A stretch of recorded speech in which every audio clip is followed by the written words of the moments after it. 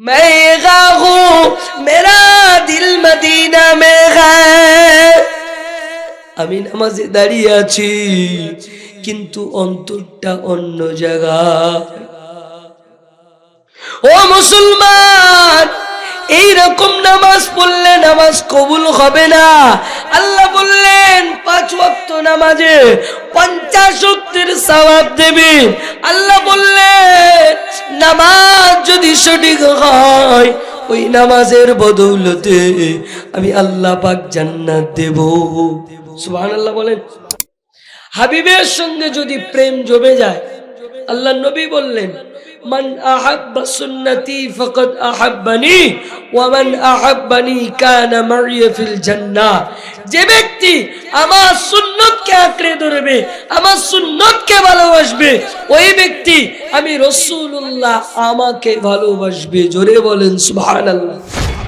আমরা দেখি আমাদের ঘরে যখন কোনো বাচ্চা জন্মগ্রহণ করে, ওই বাচ্চাটা যখন কথা বলতে শেখে, বাচ্চাটাকে ছোট্ট একটা স্কুলে পাঠানো হয়, প্রাইভেট স্কুল, এরপরে হাই স্কুল, আর একটু বড় হলে কলেজ, ইউনিভার্সিটি।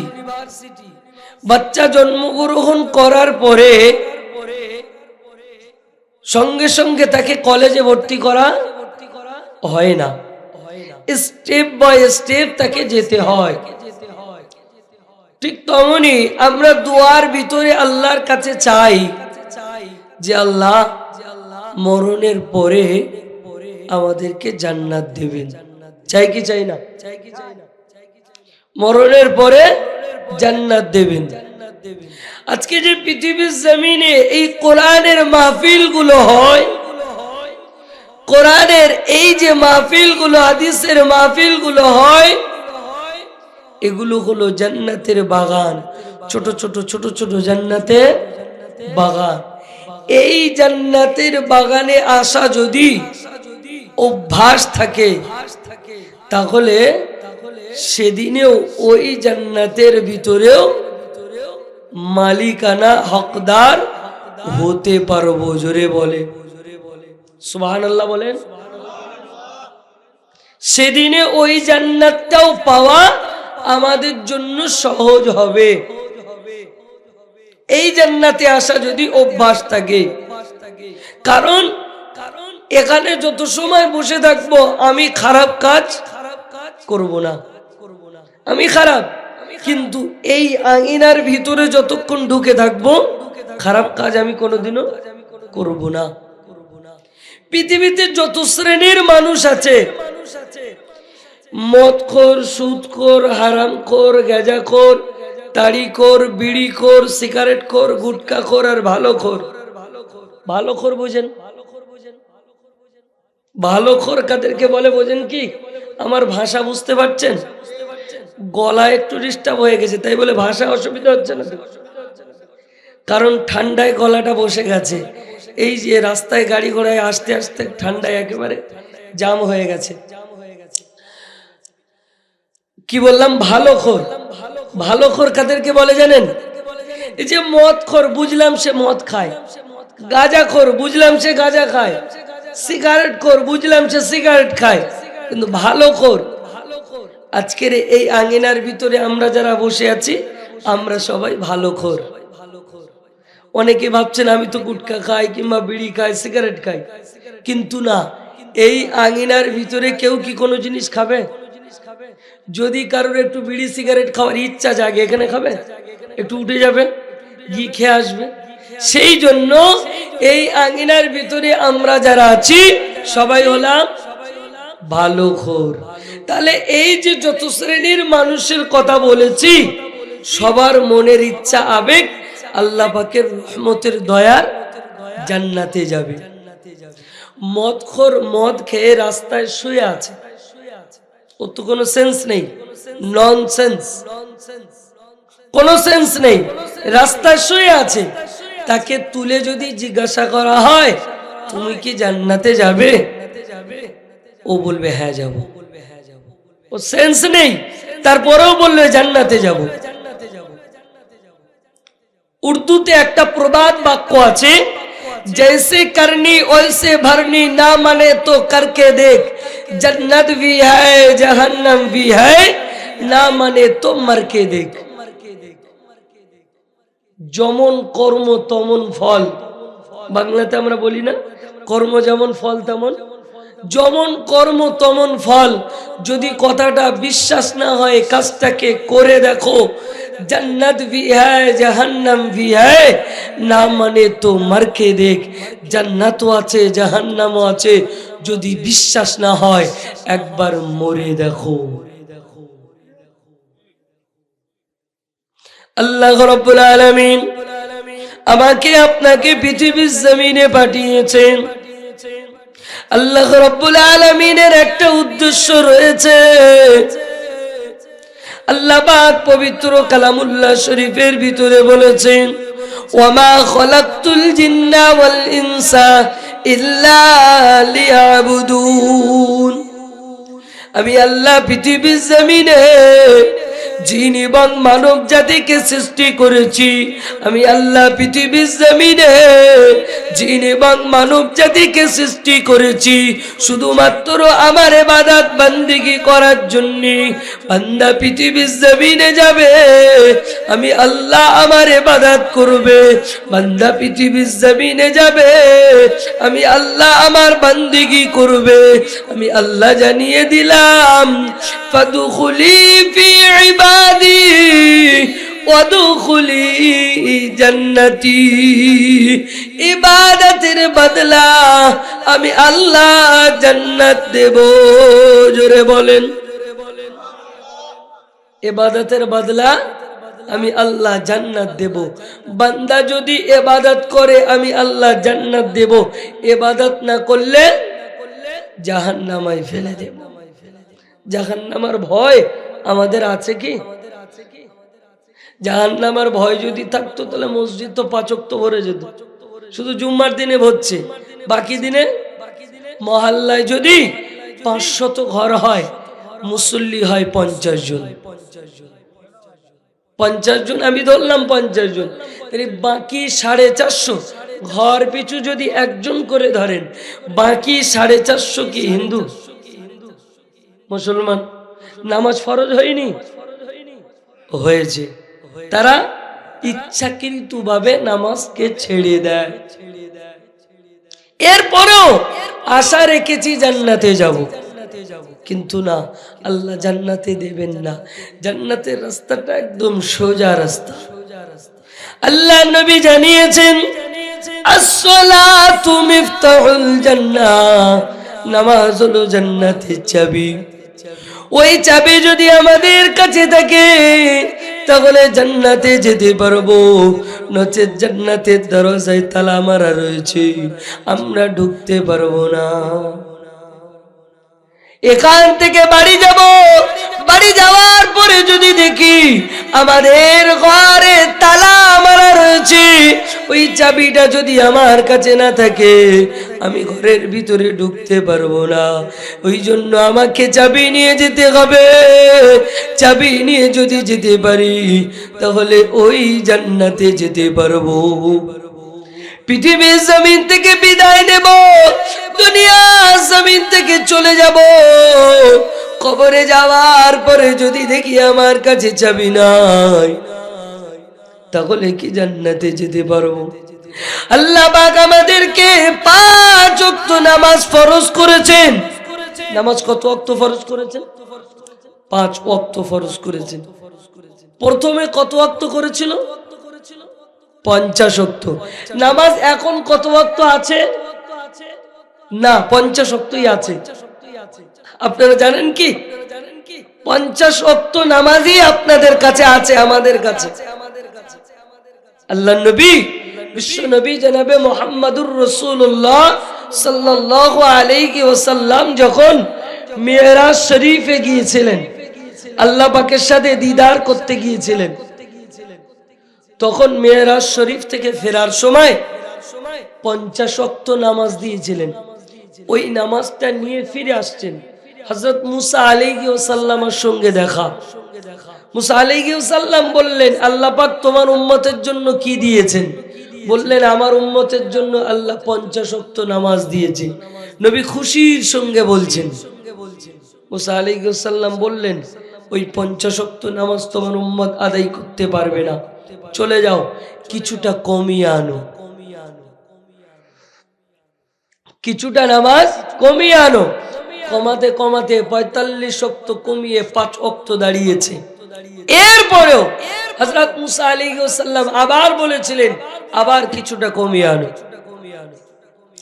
আল্লাহ নবী, বিশ্ব নবী জনাবে মুহাম্মদুর রাসূলুল্লাহ সাল্লাল্লাহু আলাইহি ওয়াসাল্লাম, নবী আমার ওই সময়তে মুসা আলাইহিস সালামকে বলেছিলেন, ও নবী মুসা, আল্লাহ পাক আমাকে জানিয়ে দিয়েছেন 45 ওয়াক্ত নামাজ কমিয়ে দিয়েছে, 5 ওয়াক্ত নামাজ দিয়েছে। এই 5 ওয়াক্ত নামাজ যদি কোনো মুসলমান সঠিকভাবে আদায় করতে পারে, আমি আল্লাহ জানিয়ে দিলাম 50 ওয়াক্ত নামাজের সওয়াব দেব। সুবহানাল্লাহ বলেন। তাহলে নামাজ কত আছে? 50 আছে। আমরা নামাজ পড়ি কিসের বিনিময়? সওয়াবের বিনিময় তো নাকি? তাহলে আল্লাহ কিন্তু সেই 50 ওয়াক্তেরই সওয়াব আমাদেরকে দিচ্ছে।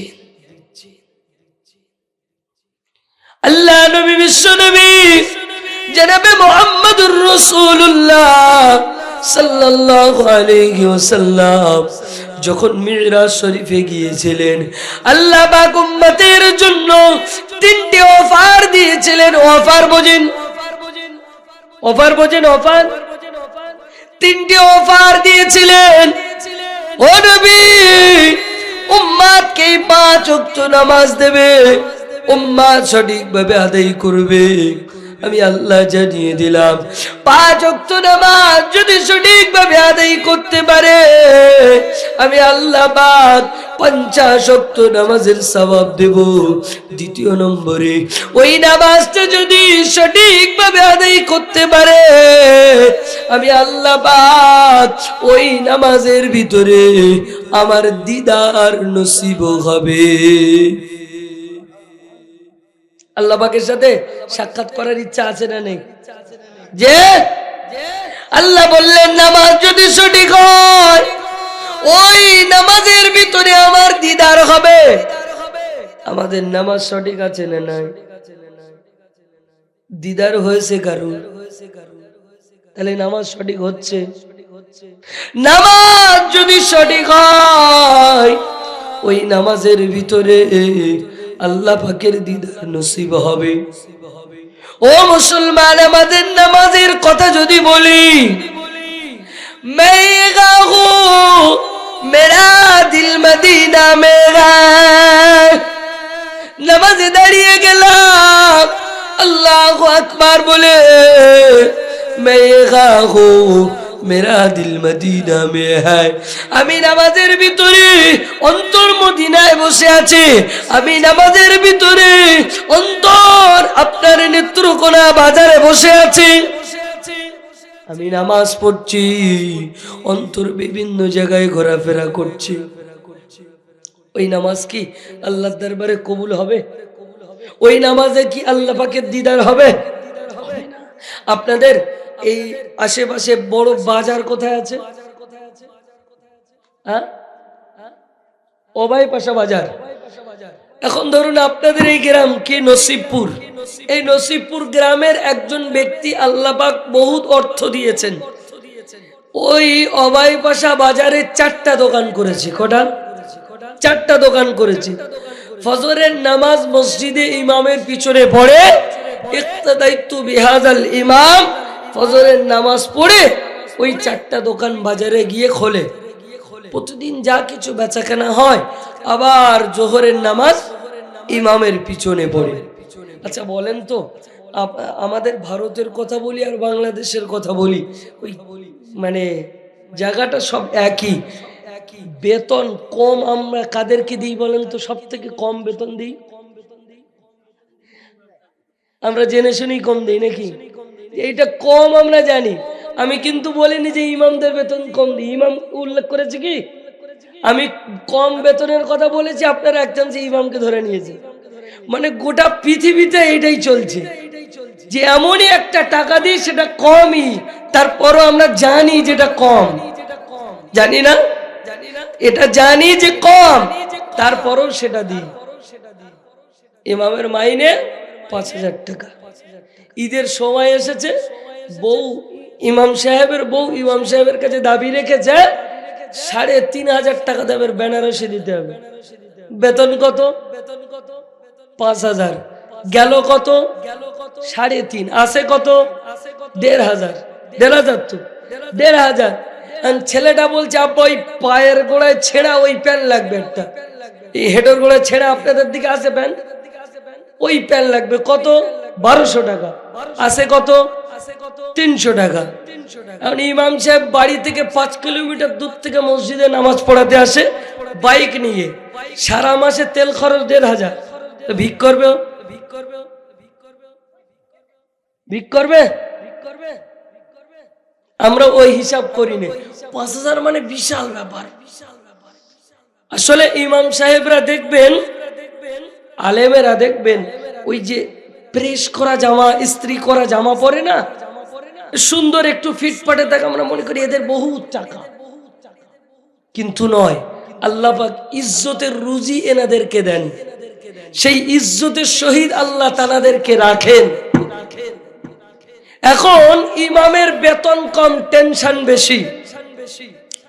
জোহরের নামাজ আপনার এই নসিবপুর জামে মসজিদে ইমাম সাহেব পড়াচ্ছেন, ভুল মানুষ মাত্র হয়।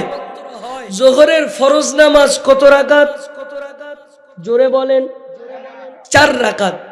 এখন ইমাম সাহেব নামাজ পড়াতে পড়াতে 3 রাকাতে সালাম ফিরিয়ে দিয়েছে। ভুল হয় মানুষ মাত্রই, 3 রাকাতে সালাম ফিরিয়েছে।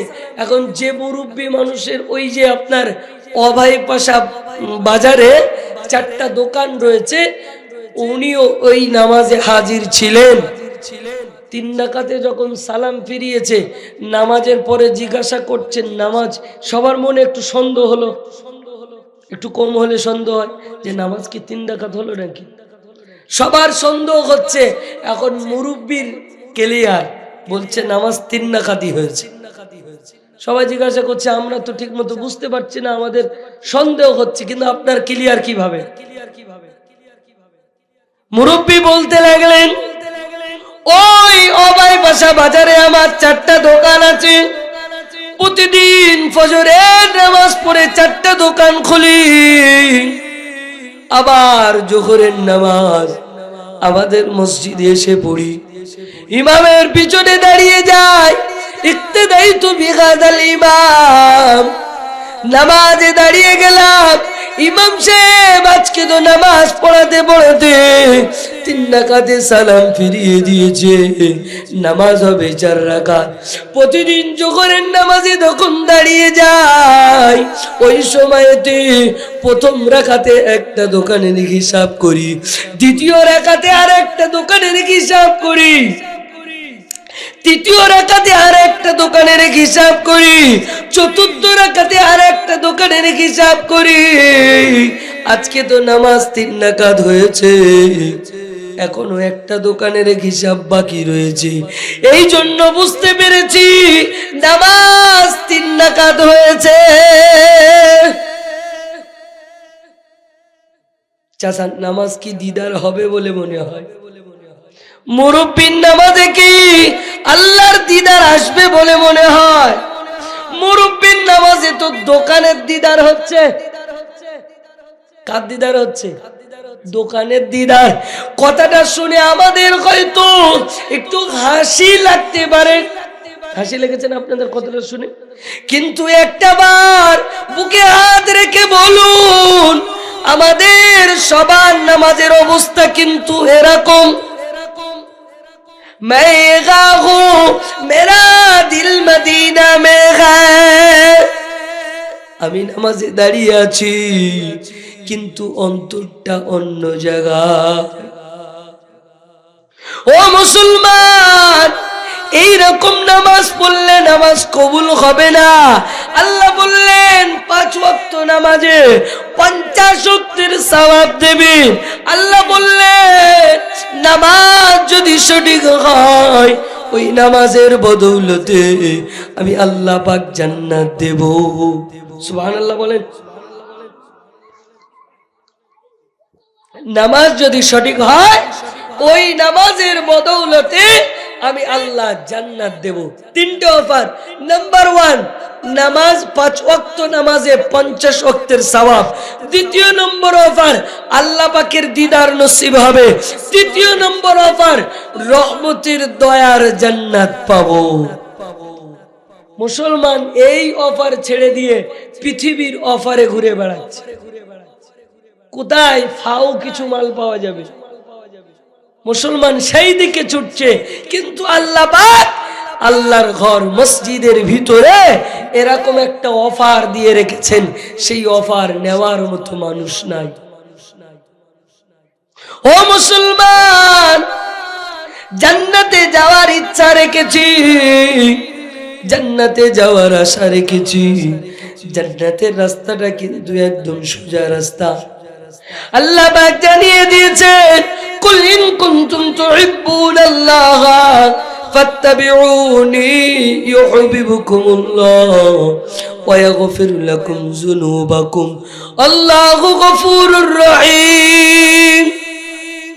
আল্লাহ বললেন হে নবী তুমি বলে দাও আমি আল্লাহ আমাকে যদি কেউ মহব্বত করতে চায়, আমি আল্লাহ আমাকে যদি কেউ পিয়ার করতে চায়, আমি আল্লাহ আমাকে যদি কেউ ভালোবাসতে চায়, ওই ব্যক্তিটা যেন তুমি নবী তোমাকে ইত্তেবা করে, তুমি নবী তোমাকে ভালোবাসে, তুমি নবী তোমাকে পিয়ার করে। আর যদি তোমাকে ভালোবাসতে পারে, আর যদি তোমাকে পিয়ার করতে পারে, আমি আল্লাহ জানিয়ে দিলাম ইউহিব্বুকুমুল্লাহ, ওই ব্যক্তিটাকে আমি আল্লাহ নিজে ভালোবাসবো। ও বান্দা, মনে ইচ্ছা রেখেছি আল্লাহর সাথে মহব্বত করব, আল্লাহর সাথে প্রেম করব, কিন্তু হয় না। আল্লাহ বললেন আমার সাথে প্রেম করতে গেলে হাবিবের সাথে প্রেম করতে হবে। সর্বপ্রথম হাবিবের সাথে প্রেম জমাতে হবে। হাবিবের সঙ্গে যদি প্রেম জমে যায়, আল্লাহ নবী বললেন মান আহাব্বা সুন্নতি ফাকাদ আহাব্বানি ওয়া মান আহাব্বানি কানা মাইয়া ফিল জান্নাহ। যে ব্যক্তি আমার সুন্নতকে আঁকড়ে ধরবে, আমার সুন্নতকে ভালোবাসবে, ওই ব্যক্তি আমি রাসূলুল্লাহ আমাকে ভালোবাসবে। জোরে বলেন সুবহানাল্লাহ। আর যে আমাকে ভালোবাসতে পারবে ও আল্লাহকে পেয়ে যাবে। আল্লাহকে পেলে কানা মাইয়া ফিল জান্নাহ, ওই ব্যক্তিটা জান্নাতের ভিতরে আমি রাসূলুল্লাহ আমার পাশাপাশি থাকবে। জোরে বলেন। তাহলে জান্নাতের রাস্তাটা একদম সোজা। পৃথিবীতে ব্যতিক্রম রাস্তাতে ঘুরে বেড়াচ্ছি, জান্নাতের রাস্তা একদম সোজা রাস্তা। সুন্নাতকে আঁকড়ে ধরতে হবে, সুন্নাতকে ধরলে নবীকে পাবো, নবীকে পেলে আল্লাহকে পাবো, আল্লাহকে পেলে রহমতের দয়া জান্নাত পাবো। জান্নাতের মালিককে জোরে বলেন নারায়ে তাকবীর। জান্নাতের মালিক আল্লাহ। আল্লাহ জান্নাতের মালিক। যদি জান্নাতে যেতে চায় মালিকের সঙ্গে সম্পর্ক তৈরি করতে হবে। কি সম্পর্ক? মধুর সম্পর্ক। যদি মধুর সম্পর্ক না থাকে কেউ তার ঘরে কি আমাকে ঢুকতে দেবে? এখন আমি আপনাদের এই নসিবপুর গ্রামে আসছি, আসতে দেখলাম আপনাদের নসিবপুর গ্রামের ভিতরে একটা বাড়ি আছে, এত সুন্দর বাড়ি, যেটা আমার মনে দেখে একটু ইচ্ছা হলো। কারণ আমি গরিবের ছেলে, গরিব মানুষ। টালির বাড়ি, টালি বোঝেন? টালি বোঝেন না? ওই যে মাটির তৈরি হয় টালি, খোলা খোলা, ওই যে টালির বাড়ি আছে, আমার ছাদের বাড়ি নেই, আমি গরিব মানুষ। এখন ওই আপনাদের গ্রামে একটা বাড়ি আছে যেটা দুনিয়ার জান্নাত, মানে খুব অর্থ সম্পদ আপনার টাকা পয়সা খরচা করে ওই বাড়িটা করা হয়েছে। এখন ওই বাড়িটার সামনে যাওয়ার পরে আমার মনে, গরিব মানুষ তো, মনের একটু ইচ্ছা জেগেছে, যদি এই বাড়িটায় একটা রাত ঘুমাতে পারতাম হয়তো মনটা অনেকটা শান্তি হতো। আচ্ছা বলুন, ওই বাড়িওয়ালার সঙ্গে যদি আমার সম্পর্ক থাকে তাহলে বাড়িওয়ালা ঢুকতে দেবে? সম্পর্ক না থাকলে কি ঢুকতে দেবে? দেবে না। আল্লাহর সঙ্গে যদি সম্পর্ক থাকে জান্নাতে আল্লাহ যেতে দেবে, সম্পর্ক না থাকলে যেতে দেবে? সেই জন্য মাওলার সঙ্গে, আল্লাহর সঙ্গে আমাদের সম্পর্ক তৈরি করতে হবে, মুখে নয়, অন্তর থেকে আল্লাহর সঙ্গে সম্পর্ক তৈরি করতে হবে। করব ইনশাআল্লাহ? আর একটু জোরে বলেন ইনশাআল্লাহ। জান্নাতে যাওয়ার আগে জান্নাতের চাবি নিয়ে দুনিয়া থেকে যাব ইনশাআল্লাহ। চাবি কি তাহলে?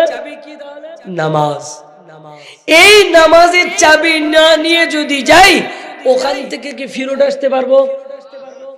এখন ধরেন চাবি না নিয়ে চলে গেছি, জান্নাতের দরজার সামনে গিয়ে মনে পড়েছে কি করব, আল্লাহকে বলছি আল্লাহ একটাবার ফিরত দাও, একটু চাবিটা নিয়ে আসি।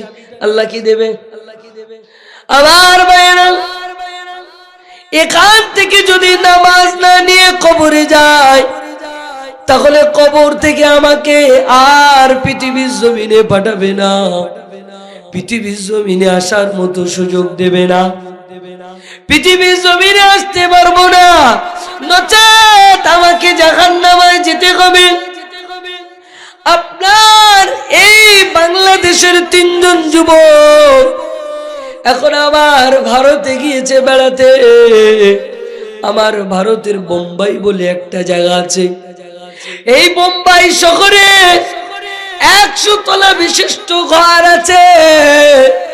ওই ঘর, ওই হোটেলে তারা একটা রুম ভাড়া নিয়েছে। ওই রুমটা হলো 75 তলায়। কত তলায়? 100 তলা বিশিষ্ট হোটেল, তারা রুম নিয়েছে 75 তলায়। ওরা থাকবে 1 সপ্তাহ। 1 সপ্তাহ একটু বোম্বাই শহরটা ঘুরবে, ভারতটা একটু ঘুরে দেখবে। ওরা ভিসার মেয়াদ আছে 1 সপ্তাহ। ঠিক ভিসার মেয়াদ শেষ হবার আগে তারা আবার দেশে ফিরে আসবে। আগের দিন স্ত্রীটা ফোন করেছে, বাড়ি থেকে বউটা ফোন করেছে, ফোন করে বলছে, ওগো আমার স্বামী, ভারতে গিয়েছো ভালো কথা, কিন্তু আমার জন্য ভারত থেকে কিছু একটা আনতে হবে। সন্তান ছেলেটা ফোন করেছে, আব্বু ভারত থেকে আমার জন্য কিছু একটা নিয়ে আসবি। আব্বা ফোন করেছে, বেটা ভারত থেকে কিছু একটা আনবি। মা ফোন করেছে, বেটা ভারত থেকে কিছু একটা আনতে হবে। রাতের বেলা কেনাকাটা করতে চলে গেলেন বাজারে। ওই যে হোটেলটাই ছিল, ওই হোটেলটার নিয়ম হলো রাত্রে 10টার ভিতরে হোটেলে ঢুকতে হবে, নচেত গেট বন্ধ হয়ে যাবে, লিফট বন্ধ হয়ে যাবে। লিফট বোঝেন না, যেটাকে সিঁড়ি দিয়ে ওঠে লিফট, এই লিফট বন্ধ হয়ে যাবে, গেট বন্ধ হয়ে যাবে রাত্রে 10টা পর্যন্ত সময়। এখন রাত্রের বেলায় ওরা আগের দিন মার্কেটিং কেনাকাটা করতে করতে রাত 12টা বেজে গেছে। রাত 12টা বেজে গেছে। রুমের সামনে গিয়ে, এদিকে তো গেটে তালা পড়েছে, কোন রকমে গেটম্যান যিনি ছিল তার পায়ে হাতে পড়ে গেটটা খুলে দিয়েছে, কিন্তু লিফট চালানো যাবে না। কি করতে হবে? সিঁড়ি বেয়ে যেতে হবে। এই আমার কথা বলি, আমার মানে ওয়েট, যেটাকে ওয়েট বোঝেন তো, আমি যে ওজন, আমার ওজনটা হলো 83 কেজি, একটু শরীরটা ভারী। এই 2 তলায় উঠতে আমার কষ্ট হয়ে যায়, তাহলে 75 তলায় তাদেরকে উঠতে হবে।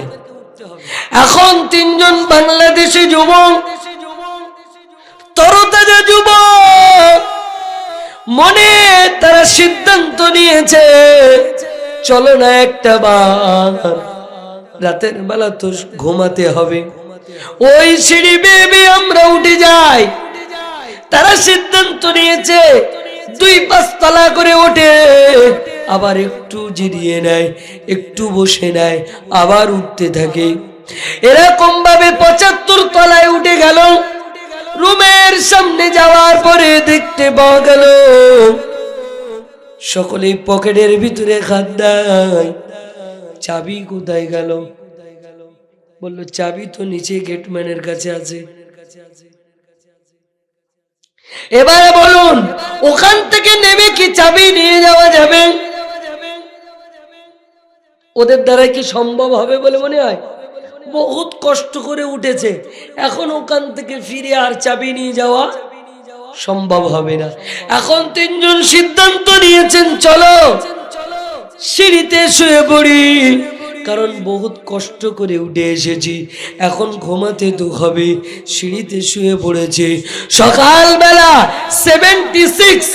76 তলার মানুষ যখন নিচে নামছিল, হঠাৎ দেখতে পেল সিঁড়িতে 3 জন শুয়ে আছে। কিছু মাল সামান তাদের কাছে আছে। ওরা চিন্তা করলো এরা মনে হয় চোর, রাত্রে চুরি করতে ঢুকেছিল, কিছু মাল সামান নিয়েছে, এখন ঘুম লেগে গেছে, ঘুমিয়ে পড়েছে, আর বেরোতে পারেনি। এখন এই মাল সামান এদের কাছে দেখেছে, বললো এই মাল সামান গুলো মনে হয় চুরি করেছে। এখন 3 জনকে ধরে পেটাই দেওয়া শুরু করে দিয়েছে। 3 জনকে এতটা পেটা দিয়েছে তারা অর্ধেক মারা হয়ে গেছে, জানটা যাচ্ছে আর আসছে, এরকম একটা অবস্থা। দোষ তাদের কি ছিল? চাবি নিচে থেকে স্মরণ করে নিয়ে যাওয়া হয়নি, তার জন্য তাদেরকে মার খেতে হয়েছে, চোর সাব্যস্ত হতে হয়েছে। আমরা যদি পৃথিবীর জমিন থেকে নামাজ না নিয়ে কবরে যাই, আমাদেরকেও জাহান্নামের ভিতরে আযাবকে সহ্য করতে হবে। জান্নাতে আমাদেরকে দেবে না, কারণ আমার কাছে চাবি নাই। 2টো জায়গা আমাদের জন্য সৃষ্টি করেছে, একটা হলো জান্নাত আর একটা হলো জাহান্নাম। জান্নাতে না গেলে জাহান্নামায় দেবে, জাহান্নামায় না গেলে জান্নাতে দেবে। 2টা জায়গা আমাদের জন্য বানিয়েছে। আমরা যদি মনে করি পৃথিবীর জমিন থেকে চাবি নিয়ে যদি যাই তাহলে জান্নাত দেবে, চাবি না নিয়ে যদি যাই তাহলে জাহান্নামায় ফেলে দেবে। এরপরে চিন্তা করি এখন চাবি নিয়ে যাব না না নিয়ে যাব, ওটা আমার ব্যক্তিগত ব্যাপার। কোরআন ও হাদিস থেকে শুনিয়ে দিলাম যে চাবি নিয়ে যেতে হবে। এবারে আমার ব্যক্তিগত ব্যাপার, আমি নামাজ পড়বো না ছেড়ে দেব, আমি কোরআন পড়বো না ছেড়ে দেব, আমি কোরআনের শিক্ষা করব না ছেড়ে দেব। ও মুসলমান, আজকে আমাদের কাছে কোরআন, যে নামাজ পেয়েছি, কোরআন পেয়েছি, হাদিস পেয়েছি, রোজা পেয়েছি, এই নামাজটা, এই কোরআনটা, এই হাদিসটা, এগুলো আল্লাহ নবী বিশ্বনবী জনাবে মুহাম্মদুর রাসূলুল্লাহ সাল্লাল্লাহু আলাইহি ওয়াসাল্লাম নিজের গায়ে রক্ত ঝরিয়ে আমাদের কাছে পৌঁছে দিয়েছে। আজকে যে আমরা দেখছি না যে আমাদের ঘরে কোরআন আছে, নামাজ পড়ছি, নামাজ রয়েছে, নামাজ দেখতে পাচ্ছি, কোরআন দেখতে পাচ্ছি, বছরে একবার করে রোজা আসছে, এগুলো আল্লাহর নবী রক্ত ঝরিয়ে আমাদের কাছে পৌঁছে দিয়ে গেছে।